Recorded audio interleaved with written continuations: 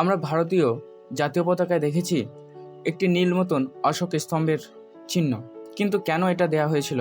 এই অশোক স্তম্ভ রাখার মানেই বা কি ছিল? এই সমস্ত প্রশ্নের উত্তর আমরা আজ এই ভিডিওতে দেব।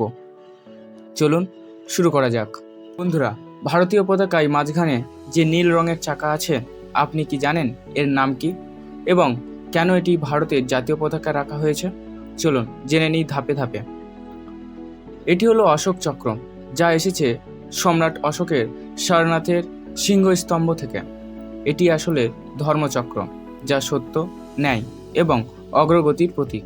1947 সালে স্বাধীনতার সময় প্রথমে পতাকার মাঝখানে চাকা রাখার কথা ছিল, কিন্তু পরে চাকার পরিবর্তে বেছে নেওয়া হলো অশোক চক্র, কারণ এটি সকল ধর্ম, বর্ণ, ভাষা ও সংস্কৃতির মানুষের ঐতিহ্যের প্রতীক।